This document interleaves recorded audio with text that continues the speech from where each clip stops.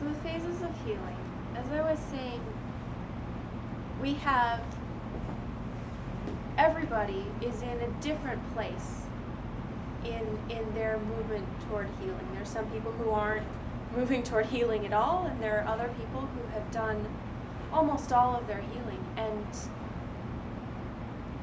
as we were looking at this, we were realizing that what you're going to want to do with each of these people in your practice is going to be very different. What you're doing with the person who's just coming to see you, who's on 12 different medications, and is suffering from disabling pain, is going to be very different than what you want to do with a person who is generally vibrant and healthy and is just wanting to tweak things to increase the joy in their life.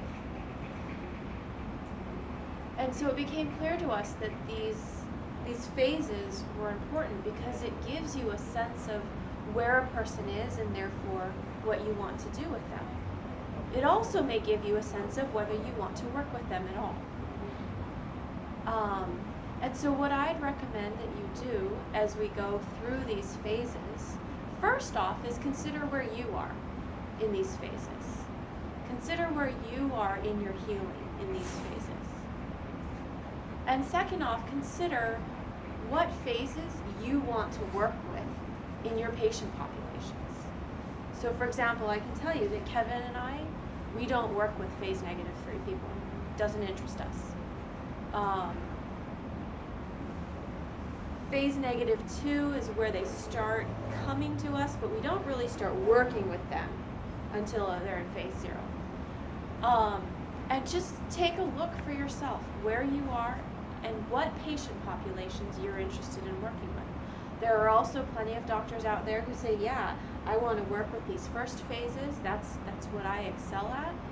And those last phases, those are beyond me.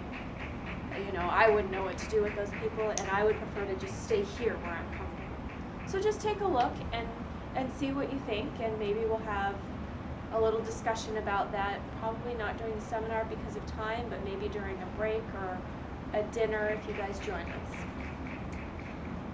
So I'll jump into the phases now. The first phase is phase -3. These are people who are unaware that they're suffering.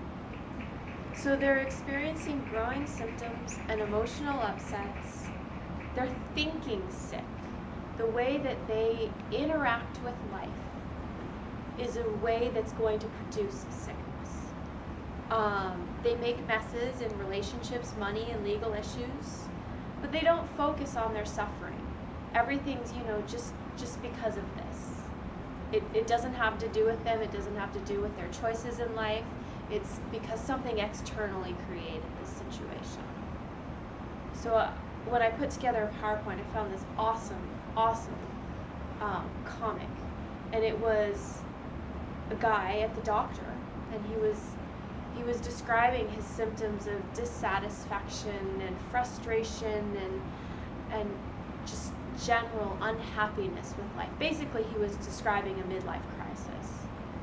And he says to the doctor, well, doctor, can't you just write me a prescription for a Porsche? It's this idea that if I just have something like that, my life will be okay. No focus on what it is about him that's causing these feelings of dissatisfaction. So these people tend to symptom palliate with medications, antihypertensives, GERD medications, NSAIDs, alcohol, recreational drugs, sex. They tend to use things to try to make themselves feel better. So this phase begins at birth, and it ends when the suffering has finally gotten so great that easy fixes no longer numb the pain, and the person is forced to say, whoa, there's something going on here. The common thread of all of these problems is me. It's time for me to look for something different to solve these problems. So when that suffering becomes that great, they move into the -2 state. They're now aware of their suffering. They're recognizing that there's something going wrong in their life. And when they get that recognition, life actually gets worse. Before they were kind of oblivious. They were just doing their thing. Things were painful. They'd take a pill. And now they're like, I hurt. My life sucks. I'm not getting what I want out of life. So it's kind of an out of the frying pan and into the fire in this stage. They're aware of their own suffering and the suffering of others and the suffering that they are inflicting on other people. Their ability to connect with people, friends, loved ones, coworkers is becoming increasingly difficult. The messes that they began are growing and becoming more dramatic. Their suffering is becoming more disruptive to their life and is becoming less and less responsive to palliative treatment. So more time, more resources are being devoted to the managing of symptoms and effects of suffering. So it begins when the patient gains an awareness of their suffering, and it ends when they truly want to be released from that suffering. And in here we've added LOC levels. These are the levels that people tend to range in each of these different phases. And as it says next to the LOC level in the first one, this is very experimental. Kevin and I just started testing this out. And there are a couple places where our testing didn't agree, so we've just offered both of those, and we're going to keep on working with it. And if any of you start working with the phases of healing and levels of consciousness really heavily and find something different or something the same, we'd love to hear from you. So in phase -3 and -2, there really are no TBM modalities that we're going to focus on for these people. They're people who don't tend to walk into a TBM practitioner's office, but if you have an established practice of something else, these people may be in your office. There aren't a lot of things that isn't anything that we teach here that's specifically for these people. We can use some TBM techniques to kind of hotshot little problems and treat symptoms, but it's not using TBM the way that TBM is designed to be used. It's not using TBM at its fullest possibility. So once they realize that they want to be released from their suffering, they move into phase -1. We call this the search for freedom. This is the phase where they're just gathering information. So they're talking to their friends, their coworkers, their family. You know, oh, I remember you talked about going to see that acupuncturist 2 months ago. Tell me about that. They're visiting Dr. Google. They're on the website. They're researching everything they can possibly find about their symptoms. They tend to self-diagnose several times before they get themselves somewhere where they can get a real diagnosis.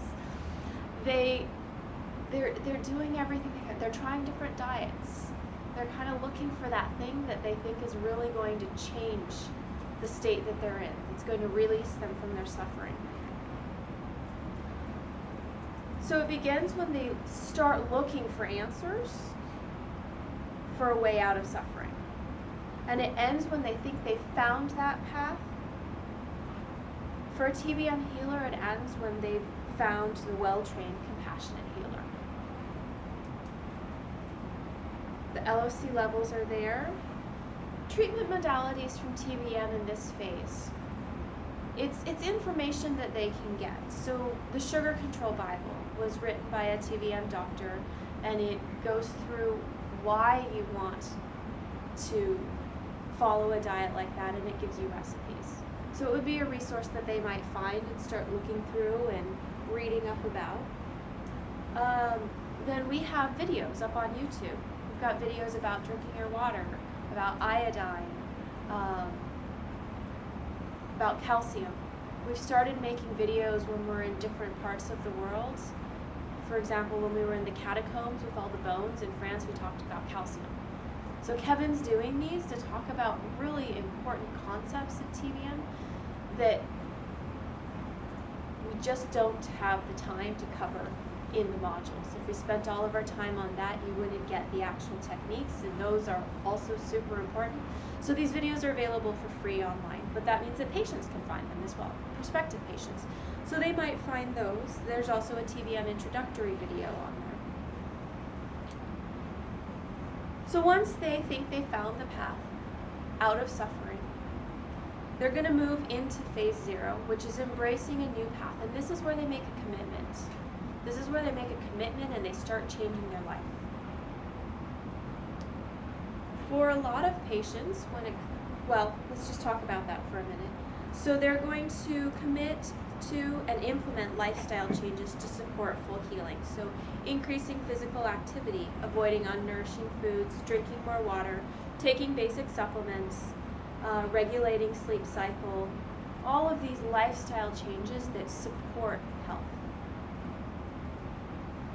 So it starts with a commitment to dedicate themselves to a path that leads out of suffering, and it ends when they're truly ready to begin comprehensive care. So for Kevin and I, this phase happens in between when the patient calls us and says, I want to see you, and we do a little bit of a consult right there to see if we're a good fit. At that time, I tell them about the Autonomic Recovery Plan, which is a document on free resources on our website that they go and print out. And they begin implementing these changes. It talks to them about exercise, it talks to them about sleep, it talks to them about diet and water. And I'm not asking them to be perfect on the diet at this point. I am asking them to drink their water. I'm asking them to be perfect on their water. But I'm asking them to start practicing the diet. And they're going to begin implementing these changes, which makes them ready to come and see me for their first visit. It gets everything in place so that they're ready. Because if I try to start doing work and they haven't made the changes that are going to support their healing, then we're just going to be doing those beginning steps over and over again. And it's a lot more fun for me if they've put gas in the tank and they've changed the oil and put the windshield, put new windshield wiper fluid in and done everything that they can to get that car ready to go. So they've made these lifestyle changes and they're ready for comprehensive healing. So we move into phase 1, where you're initiating comprehensive healing. So this phase begins with the initiation of care by a well-trained, compassionate healer. In TBM, this involves the basic physiologic exam in tandem with the Autonomic Recovery Program. So this phase includes the successful completion of the challenge meal. So just to give you an overview of what we're going to be covering a little later, after you do the basic physiologic exam, which is all of the tests and corrections you're going to be learning this weekend, you're going to be initiating the Autonomic Recovery Program with your patient, which you're also going to be learning about this weekend. And it's primarily diet that we're going to focus on, but it is all of those lifestyle changes that I talked about. And that diet, what we're looking for is their sugar circuit, which we're going to teach you, very first technique, to hold strong for 2 weeks. Pretty much every patient who walks in your door is going to have a sugar circuit that's not functioning optimally. And your goal, your very first goal, is to get that sugar circuit to hold for 2 weeks in order to give it a stability and a resilience to deal with their daily life. The Autonomic Recovery Program, and especially the diet, is designed to give the body what it needs to stabilize that sugar circuit. So for 2 weeks, or however long it takes for them to have their sugar hold for 2 weeks, they might come back after you reset it the first time and it's blown again, and so you need to troubleshoot. But that has to hold for 2 weeks, and then they do what is called a challenge meal. It used to be called a garbage meal. It's basically going out and for 90 minutes getting to eat all of those things that you weren't eating. So it might be that they go out and they have pizza and beer and a big bowl of ice cream. And that is their challenge meal. And what we're looking for is that their body has the resilience to be able to deal with that and have their sugar circuit still hold. So the initiation of comprehensive healing begins with their first visit, where you run the basic physiologic exam, and it ends when their basic physiology has been so well established that they can tolerate this challenge meal. They can tolerate this stress on their system.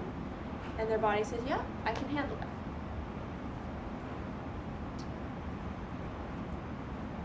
So this phase is about the reestablishment of sound physiology, including, we already mentioned, blood sugar regulation, but other things as well, blood pressure, digestion, sleep. So once those things have been reestablished, they then move on to phase 2. But the treatment modalities. So we mentioned the basic physiologic exam. This is an initiating comprehensive healing, and the autonomic recovery program, passing the challenge meal. But then the basic exams of module 2 are also included in this phase. You would be running through them as people are working their way through that 2-week challenge or autonomic recovery program process. So once they pass the challenge meal, they move into phase 2, which is listening to the body. So each of us has a body that communicates with us what it needs in order to be healthy, to be optimized, to be joyful and functioning the way we want it to be. However, over the course of living in a state of thinking sick, we stopped listening to what our body was saying. And in some cases, it got louder and louder and louder. And in some cases, it just kind of gave up. And most people, when they show up in your office, will not be in touch with the language of their body. And they're not, in that state, really capable of getting in touch with the language of their body until they've passed the challenge meal. Once they've passed the challenge meal, they begin the process of listening to their body. So, listening to their body at the beginning might look like, okay, I've passed my challenge meal and I've added a few foods back and I went out to dinner with friends and that dessert looked so good and so I ate it and I can feel now that my sugar circuit's gone. So I'm going to make sure I get back to my TBM doctor soon and they're going to reset my sugar, and now I know that eating that cake at that moment, that didn't work for me. And so maybe next time I go out with my friends and that cake looks really good and I order it and I take a bite and I'm like, whoa, yeah, this isn't going to work for me. And I don't eat it and I don't lower my sugar. And then maybe next time I go out and I look at the desserts and I'm like, I really want that. And I check in with my body and I say, is this going to work for me? And I get a, no, that's not going to work for you. I'm like, okay, I won't order it because I want to feel good. And so this is the process of learning to listen to the body. And then sometimes they'll go out to a restaurant or they'll be at the grocery store and they'll see this amazing dessert and they'll check in and be like, I really would like that. Does that work? Yeah, today it does. Tomorrow it might not, but today it does. And so they get this ability to live their life constantly checking in, not just on foods, but how to spend their time, when to go to bed, who to hang out with. Am I going to watch TV or do some work this evening? And they're going to live their life from that place, and they're just going to learn that their body has an answer for every single question. So it begins when they have a desire to discover the limits and capabilities of the body and mind, and it ends with an awareness of the capabilities.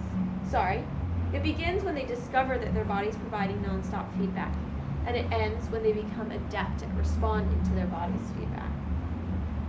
In this phase, we're going to use something called the vital scan. It's a series of TBM tests and corrections. It's maybe about 12 of them at this point, that we consider keeping a finger on the pulse. So when you go to your MD office, they're going to take your blood pressure, take your temperature, measure heartbeat and respirations. These are the basic things that they say, well, if these things are all in a normal zone, we know that this person most likely isn't going to keel over and die tomorrow. It's doing due diligence. Well, in TBM, we have those as well. We have the tests and corrections that if these things are holding in a person, we really feel that they're not going to develop cancer. They're not going to develop heart disease. They're not going to develop diabetes. We're keeping a pulse on what's keeping them healthy. So they're the things that we consider most important to check at every single visit. So you're doing the vital scan, and then you're menuing their symptoms like Kevin did at the beginning. And you're just you have your patients list off all of their symptoms, and you menu those symptoms. Kevin's faster than I am. His patients come in, and he has 15-minute visits. He does the vital scan, and he can menu about 8 symptoms. Vital scan and menu about 8 symptoms in 15 minutes. And he's got a success rate of about 90% on those symptoms. He takes every symptom to finished, but sometimes the body needed something right then and it wasn't quite done, and the next time it's going to need something else. But mostly, when his patients come back, he asks about the symptoms. Oh yeah, that's gone, that's gone, that's gone, that's gone, that's gone. And, it could be that, like my neck, it's most likely gone. That pain is going to be gone. But it could be that we check it tomorrow and the body was like, okay, now that I've dealt with the virus and now that I've dealt with the inflammation, actually there's a subluxation and I want some structural work to completely eliminate this symptom. It's a possibility. And so in that case, the symptom would get menued at the next visit. But we go through and we do the vital scan and we menu, and it does not take very long. And the results are absolutely phenomenal with working through that. And that's what we're doing with this. We're going through a process of dealing with all of the things that their body's bringing to the surface and saying, I'm asking for a correction.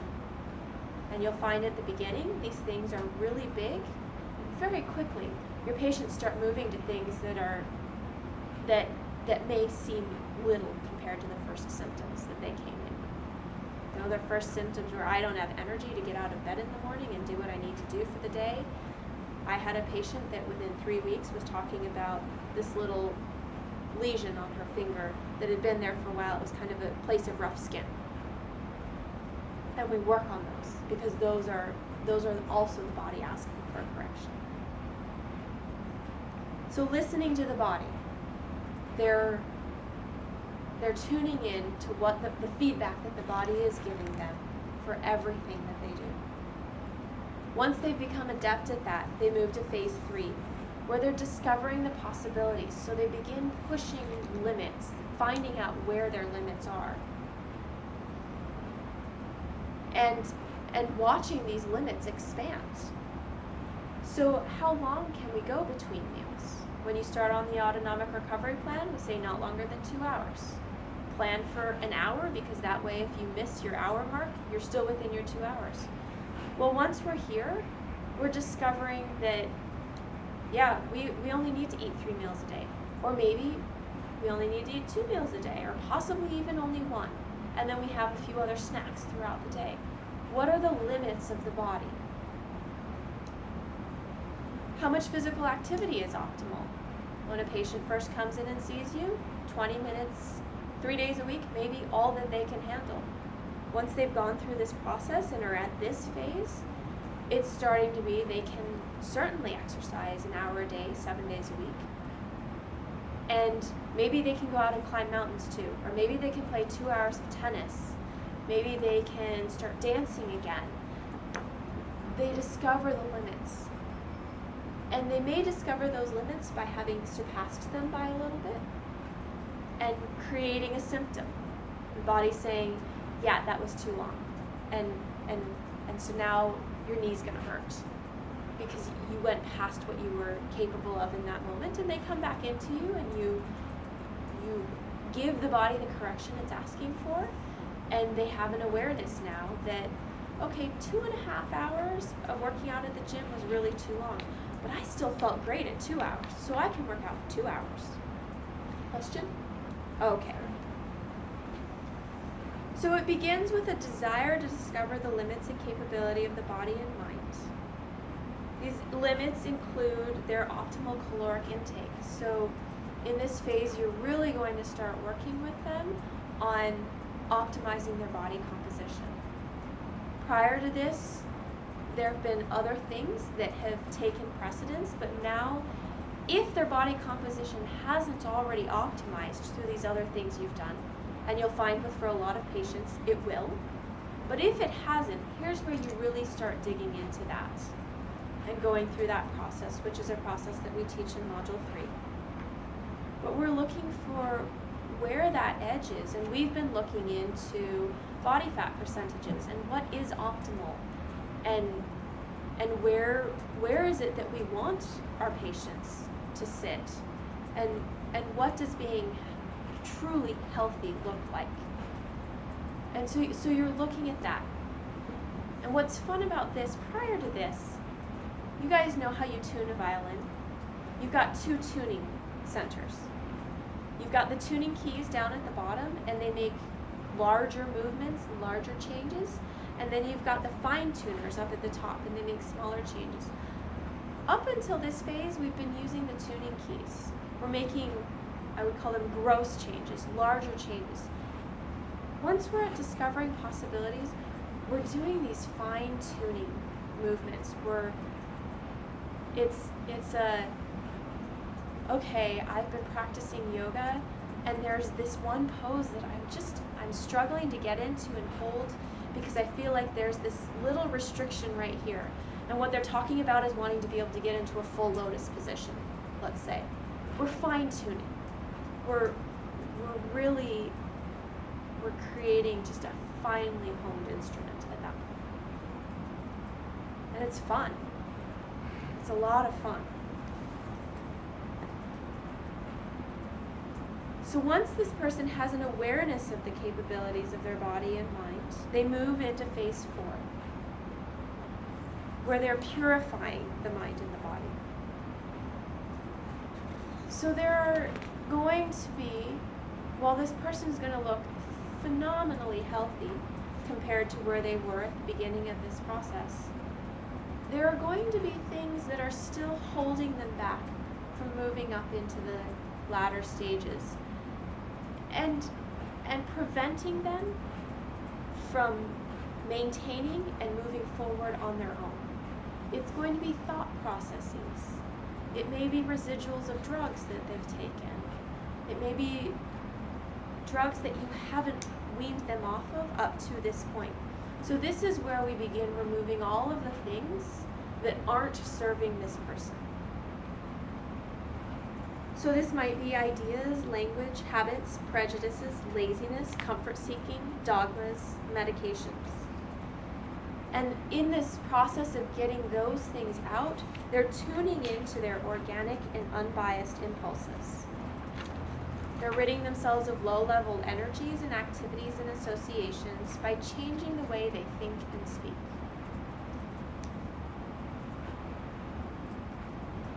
I still need to go back and find the data to support this, but Kevin has a patient who is a researcher.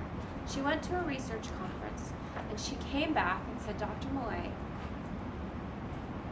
was at this research conference, and the topic of conversation is that they were looking at all of the different ways that people change their life.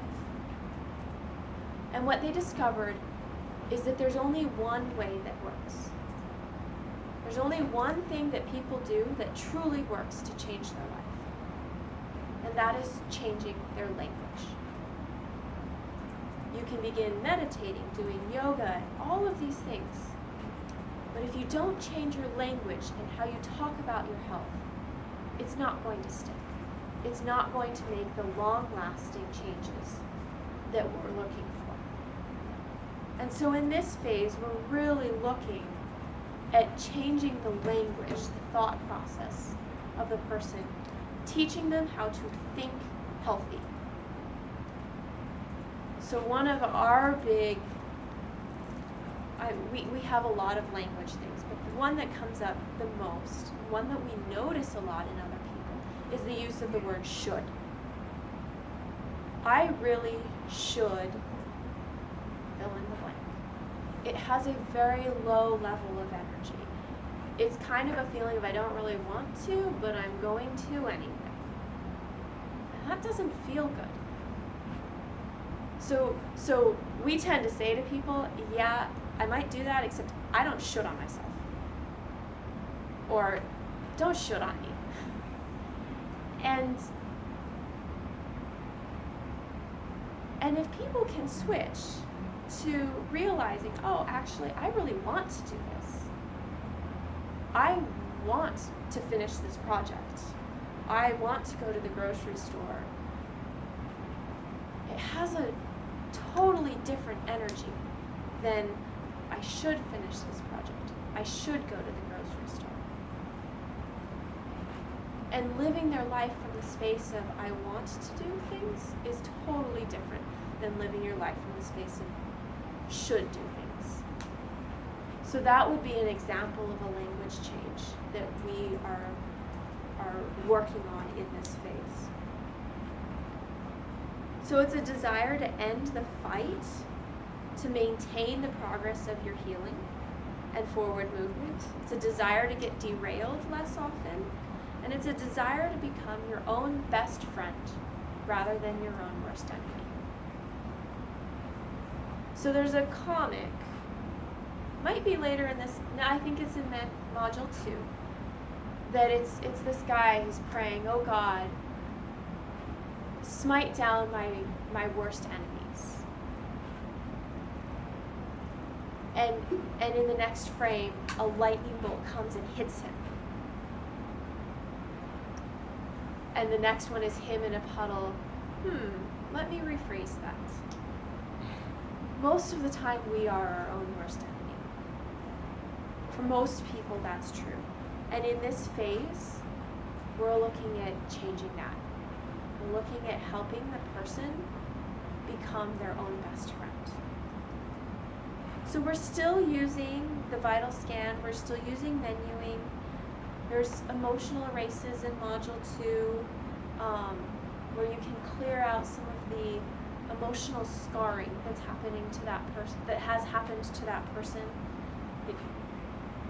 The scarring ends up giving them a filter from which they operate in life, and we want to get rid of that filter so that they can operate from their authentic self, rather than these layers of, oh, when I did that, I got hurt. But the most key technique is a technique that we teach in module 5.